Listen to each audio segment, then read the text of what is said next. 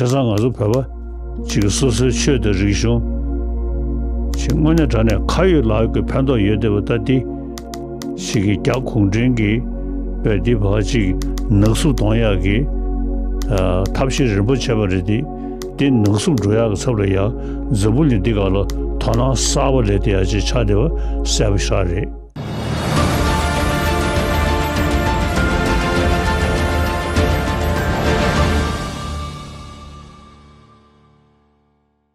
Hello and a very warm welcome. You're watching Hindustan Times and my name is Aisha Varma.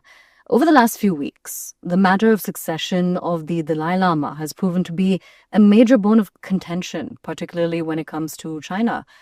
The Dalai Lama turned 90 on July 6th, and in the lead up to his birthday, he made some crucial statements.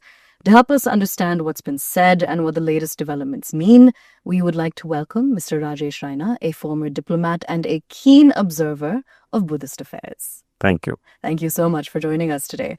The Dalai Lama has clearly said that no one else can meddle in the matter of succession. What are the safeguards in place for this, and what happens if somebody does meddle? Yes, it's a very historic announcement. It's a profound assertion by His Holiness Dalai Lama the 14th. He has made explicitly clear about the succession process. But before, why it is in discussion, we have to understand why reincarnation is in discussion.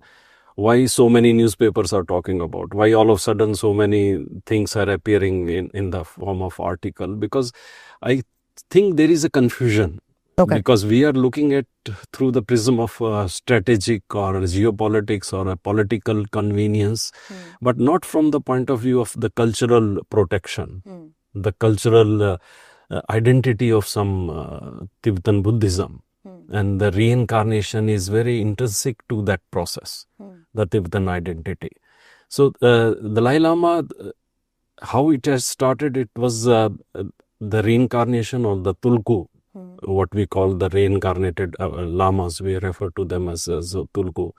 It started in 13th century. It basically when the first Karmapa decided to reincarnate, and the second Karmapa in 13th century, when he was recognized as the first reincarnation in this process. So this tulku system started, and it spread over all Himalayan region, including Tibet, including all the places wherever the Buddhism was followed at that time.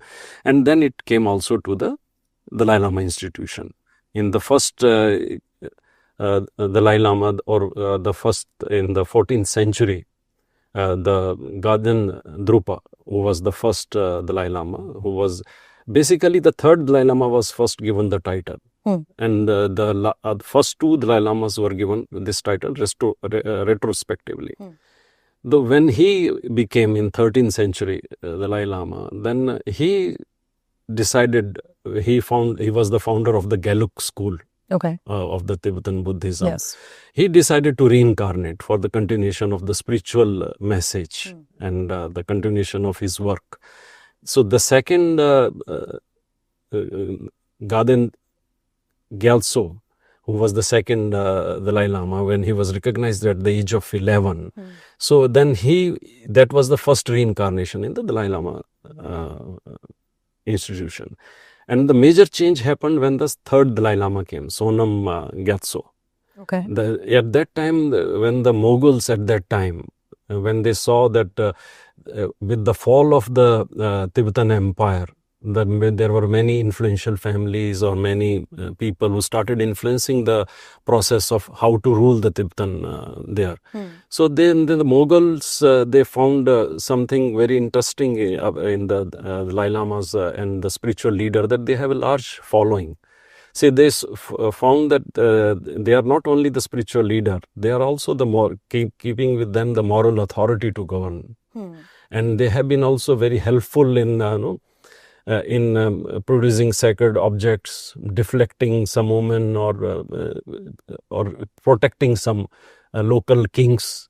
So they found them also very interesting in their field. And then they saw some opportunity that if the political power is also associated with them, it will be easier for them. Okay. So the Sonam Gyatso, he was given the title of Dalai Lama. Altan Khan was the Mughal emperor who gave this title to him. So this is the temporal power which was given to him to rule or as well as the spiritual leader, and both came to that congregation. Okay. So it is not intrinsic in the sense from the political power. It came from the third Dalai Lama. And if you go down the process, then the fifth Dalai Lama somewhere in the 17th century, he established the first Tibetan Gaden Fondreng government. Okay. Which is also known as the Tibetan government quarters. So that he was the first who made the integration of the political power as well as the spiritual power. So there it came a very clear role of the leadership of the Dalai Lama. Okay. So then this is slowly came into the existence of the spiritual power. It got integrated with that process. So since then, if you say that it is very deeply, the reverence is very deeply embedded in the consciousness of Tibetan Buddhism or Tibetan identity. The reverence of Dalai Lama is associated from centuries, and since historical times, it is inextricably interwoven with the Tibetan culture, identity, religion, or the political struggle. Absolutely. So reincarnation is completely embedded very closely with that. Okay. And that spiritual awareness, if you say that spiritual reverence that comes, it is a fine mix of both the moral authority, carrying the Buddha Dhamma, how to conduct yourself, and how to derive that continuation of the work. When you are in a society, like our kings used to be in the historic times, they used to be the avatar of the Vishnu, they used to give them that spiritual authority as well. To conduct the affair of the people, so that they can be a welfare, thinking about the welfare and conducting the spiritual ordination. So it is very much part of that ancient Indian wisdom. You can say that. One of the statements that the Dalai Lama had made was that the successor will essentially be born out of China.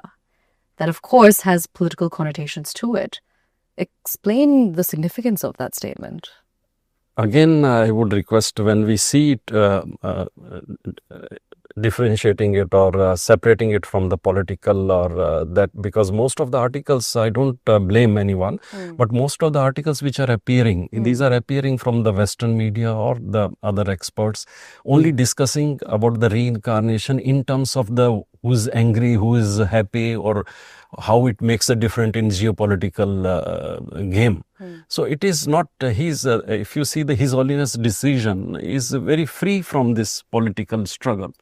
He has made it very clear.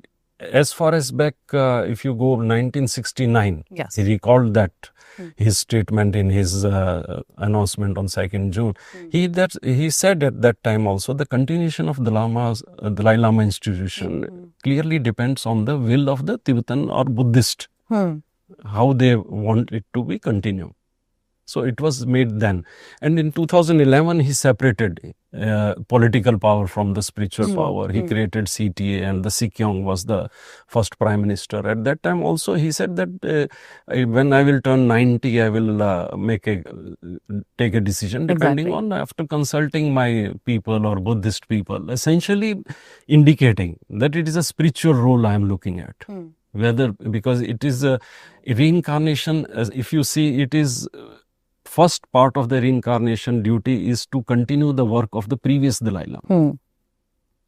So that also depends, and whether that continuation of previous work is needed or not needed. He has given complete power to the people of Tibetan people, whether they want my work to be continued or not. Because in terms of, he fled one place, he's no more in his own country, he's outside. So his leadership is also seen as identity with the Tibetan struggle. So he said, after consulting only, then it depends on the will of the people and the Buddhist. And when he turned 90, he said that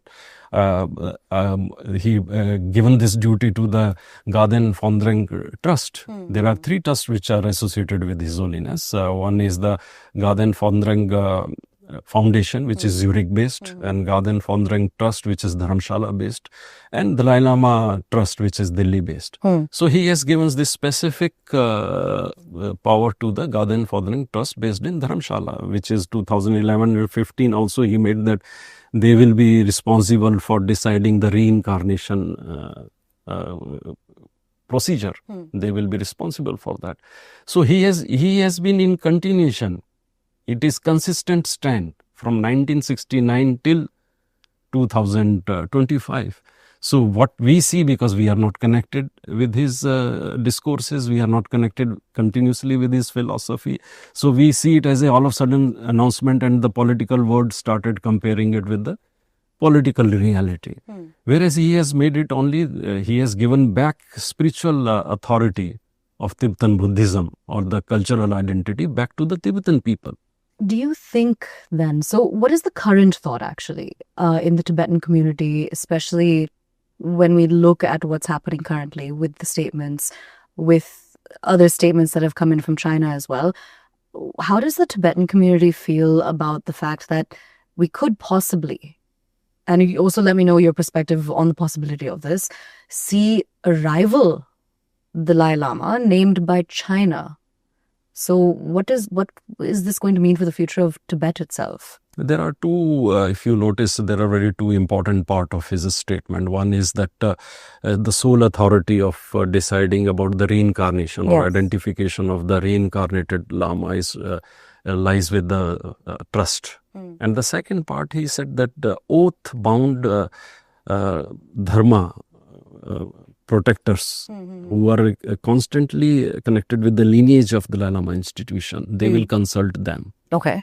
So he has given the authority as well as the procedure, how it will be done. So this 2 both consultations which will make or decide the spiritual claim or the spiritual procedure, how it will be decided. If you see the past historical selection processes, it was till 8th Dalai Lama, they were selected through the Tibetan strict procedure, which contained like some omens, some dreams by high Dalai Lamas near the lake in Tibet, or when it is identified, and certain directions which are given by the every Dalai Lama before he passes away or he gives his, that is something which is very confidential to him. Yes.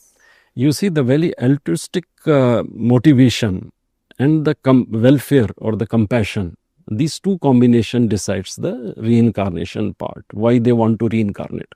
Because they want to continuation of the motivation of the dhamma and the continuation of the work, and to give the message of compassion.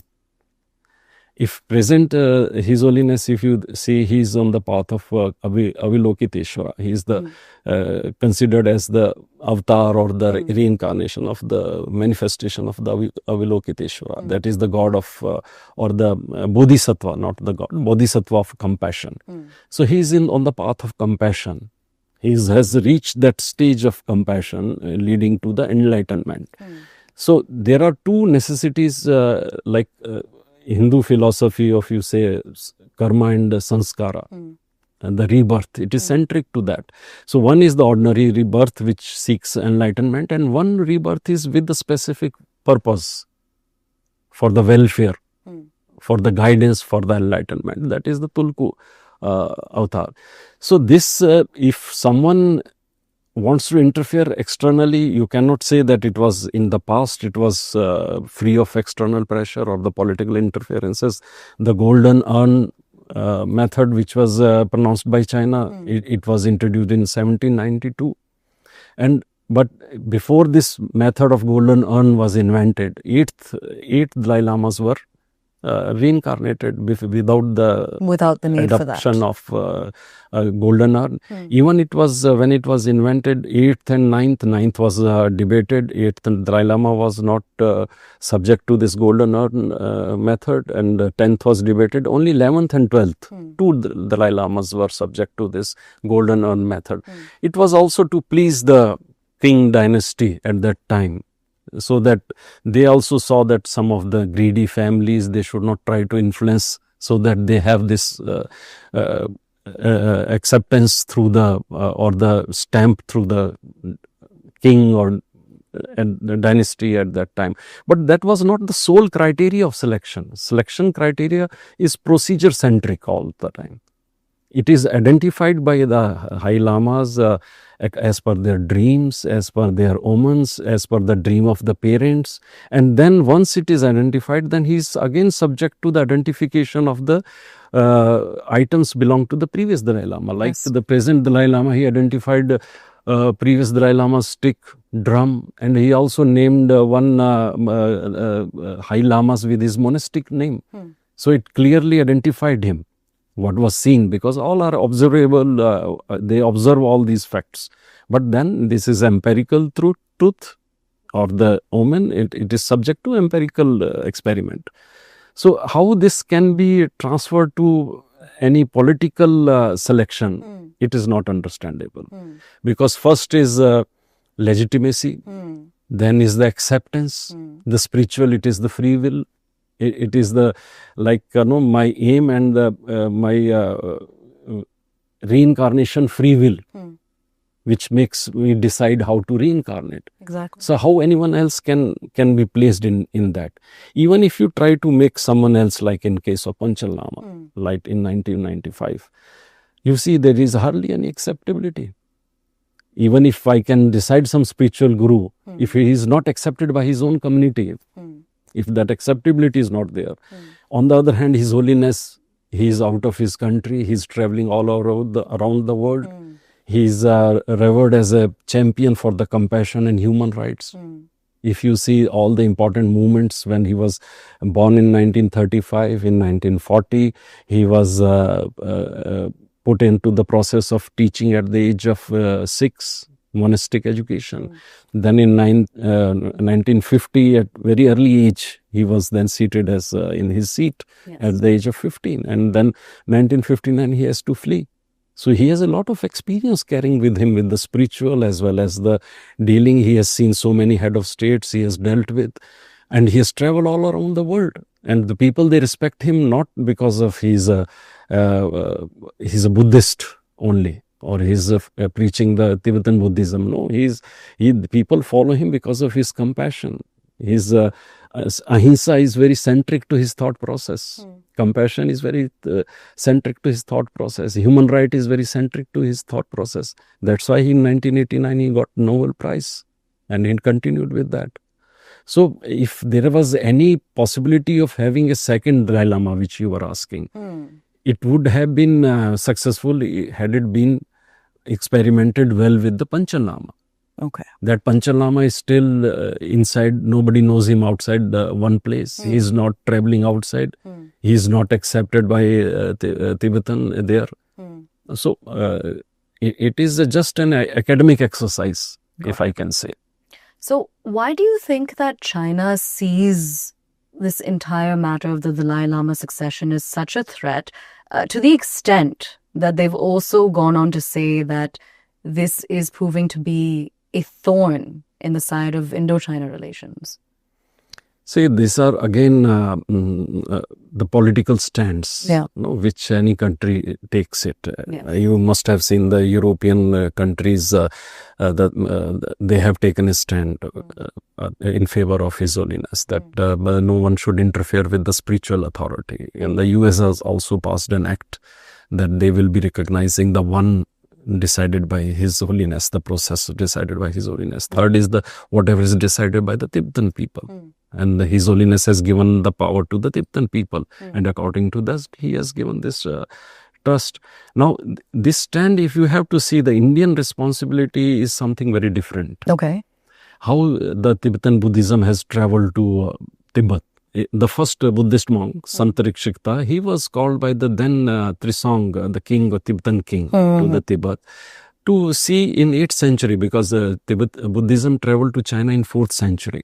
And in Tibet, the Trisong Tibetan king, there must have been some debate. What is to be followed in Tibet, Buddhism. So he called, they always look up to India for any interpretation or spiritual authority or the scriptural authority, whether because Buddha belonged to this land.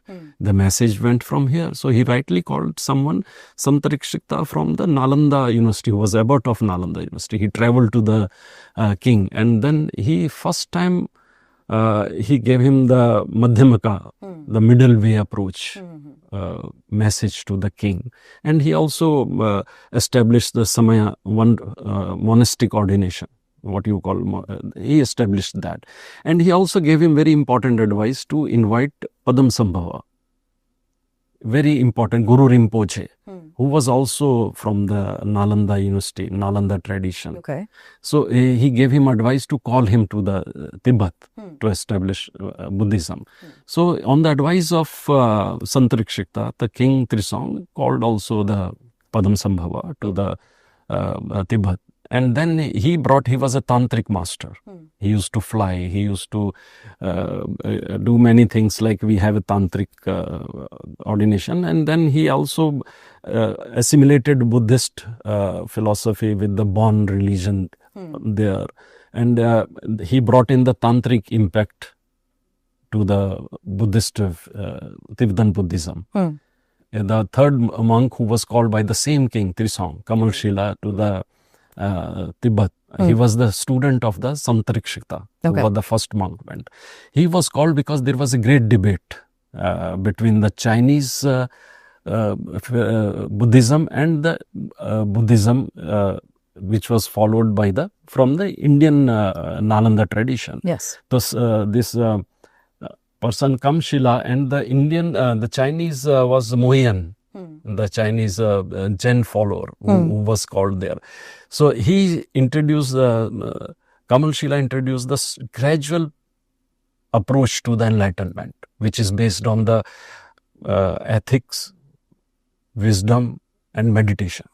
So it was based on the gradual, very scholastic study and that approach. Whereas the Zen philosophy was of the sudden enlightenment based on intuition. So that debate happened between both of them. And Kamal Shila, he won the debate.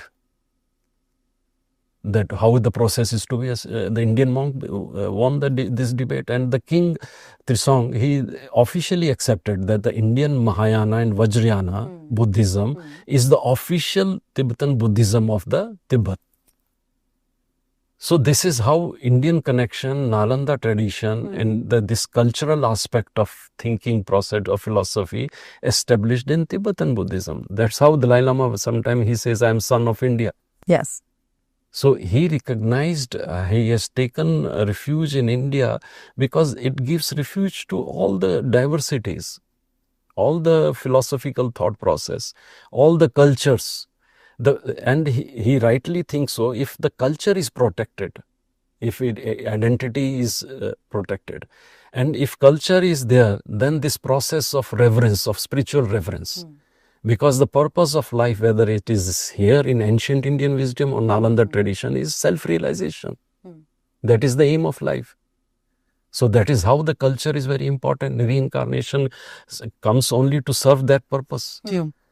So if there is a second Dalai Lama who doesn't serve this purpose, and now if you see the trust, now it is located in India, it cannot visit any other place in China to identify. And he has given only to the oath-bound Dhamma protectors, these high lamas who will have visions, who will have certain process, which is very close. We should not try to imagine or guess, make a second guess to the procedure. Okay. Because it is very spiritual and very sacred and very sensitive to the Tibetan Buddhism. Why exactly is it so important for the Dalai Lama to be connected with global leaders? The global, he has set out a procedure or a process which is very spiritual. Now, why world needs Dalai Lama? That is the main other question. It is for the world to answer. Whether we want any spiritual authority to be decided by a bureaucratic or a political process. That word has to decide, because it will have large impact on other parts of the leadership. You have tomorrow you can say that the Italian government should select the Pope through their government, or someone else should also follow the same process. So the world needs, because he is embodiment of compassion. He talks about the human right. He talks about philosophy. He talks about all the solution. He has a very scientific approach. He has established scientific labs in monasteries. And no one, I think, I don't remember any spiritual leader who can claim who says that if you find anything in Buddhist scripture which is scientifically not valid or not proven, it has to be taken out from the scripture, however high that scripture may be. Okay. So that person with this scientific approach towards compassion or spiritualism, when he talks about that, I give you one small example. Once we called up on His Holiness and one team of with me, and they wanted to do some seminar. And the moment they said to him that His Holiness, we want to have a seminar on Buddhism. So he immediately stopped and he talked something in Tibetan to his aide, and he said, why Buddhism? Buddhism is a religion which is restricted to few people. Why not philosophy? Philosophy belongs to everyone. Values Dhamma belongs to everyone. It is open for everyone to follow.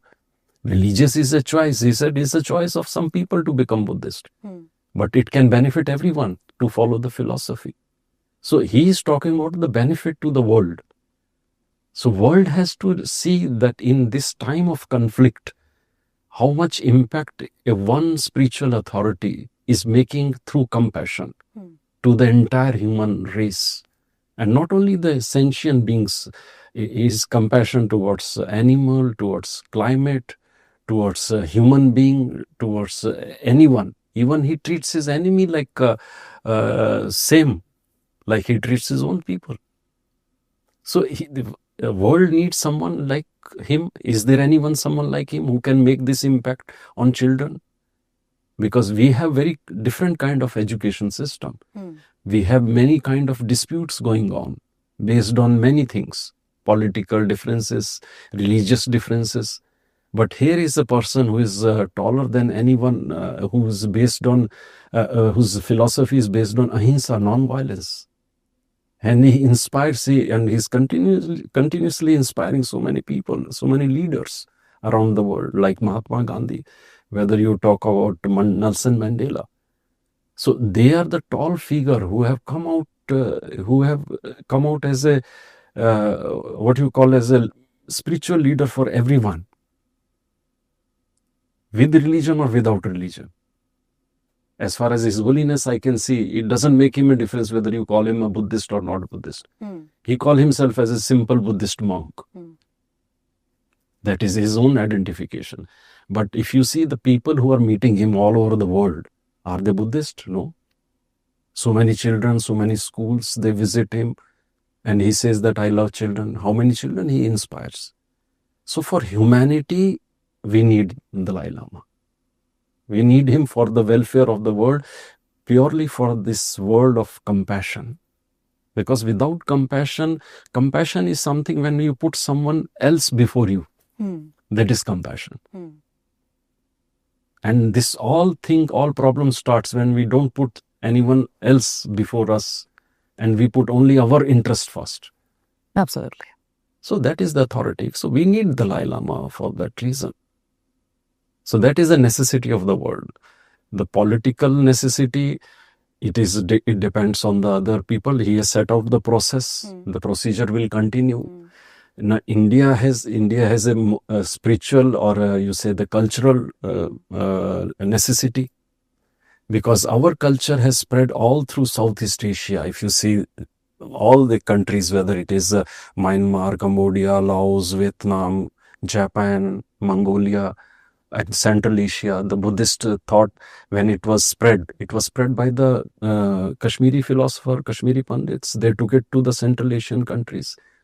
Before 1860, there was no word like Hinduism or Buddhism. It was introduced by the British in the colonial for the administrative exigency. Okay. Before it was Sanatan Dhamma. Buddha explained Sanatan Dhamma. So he basically, everything used to fall within the Sanatan Dhamma. That is the eternal Dharma. The self-realization, walk on your path. The Buddha says that Divo Bhav means be your own light in self-realization. Walk your own path, which is very important. That's a part of our culture. Culture has gone to all the places, and even if they have adopted another religion, still the Indian culture exists in Indonesia and in Thailand.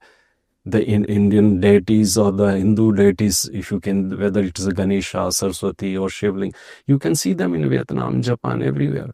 So they were the part of the culture because they were part of this philosophy which talks about the Vasudev Kutumbakam or Vishwaguru.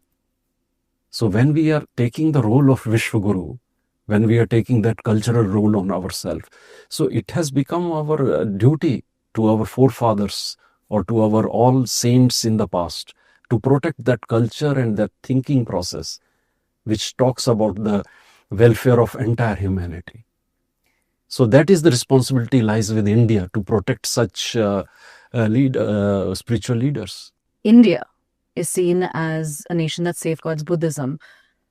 When we talk about this, tell us more about the relevance of Buddhism in today's generation, today's age, and the impact it's had on India. Buddhas, if you see, even our official, whether it's a Shoka Chakra, whether in our flag, whether it's a symbol of lion, it's all taken from the Ashoka, who followed the Buddhist Dhamma. And the Dhamma, Ashoka played a greater role in the spreading of Buddha Dhamma. It was called Buddha Dhamma. You won't find anywhere this name Buddhism. It traveled, he sent his son, both children, to the Sri Lanka. Then from there it traveled to Vietnam and other places. And other is from Gandhara to Central Asia, to Central Asian countries, to Tibet, China and Japan. So it crisscross all these ways, Buddha Dhamma. And Buddha Dhamma talks about what? Madhyamaka, the middle path. Middle path is not taking any extreme position. If I am on extreme left or I am on extreme right, Yes. that the problem is I don't see the other side. Yes. If I am on the middle way, Yes. and the middle way approach, I can see the good and bad of Both both the sides. So that is the Madhyamaka. How Buddha said that when his first Dhamchakra Parvartan, when he said his first message, he said that the origin of dukh, suffering, is what? Craving, our attachment. Our attachment to anything, what we do, we get attached to that. And that develops craving for more and more. So that is the base or cause of our suffering. So how to then eliminate that suffering? Then he taught 4 noble truths, 8-fold path to follow the Buddha Dhamma. How to follow in our day-to-day life. How to be away from craving, how to be away from this attachment, which is the base of suffering at all time, right from birth to death. We suffer from different kind of cravings. Like we talk about rag and dvesh, that is whether for it or not for it. So both positions are basically attachments. Detachment and attachments are both same. And one stage comes when I'm away from attachment also and detachment. I'm mere spectator to that. They said that is the Bodhisattva. When I'm away from these process of rag and dvesh. What was his last word? Buddha's last word before Mahaparinirvana was all conditioned things are subject to decay. Okay. Strive on the path of diligence. This was his last word. Anitya, everything is impermanent. The realization of walk your own path. Only through practice you can liberate yourself. not by remembering scriptures or by only he said never, Buddha himself said that don't believe me unless you practice yourself. Question my all thought process. Whatever I have said, you question it and just practice it and then believe it. So anitya, everything is impermanent. That is the core message of Buddha. When you focus on that through ethics, through meditation, then wisdom. This is what Santriksha or Kamal Shila, he suggested to the Tibetan king the gradual way of enlightenment, not the sudden way of enlightenment. And it is a practice through scholastic practice to gradually how you observe impermanence in everything. Got it. And it is for you to how do you observe impermanence without any influence. So that is the younger generation, I think they realize more on philosophy. And when you talk to them, it is good they question everything, which is a very good aspect. And I have a lot of faith in younger generation. Mr. Raina, thank you so much for joining us, giving us all of that crucial insight and knowledge on the Dalai Lama, Tibetan tradition and philosophy in general. Thank you very much.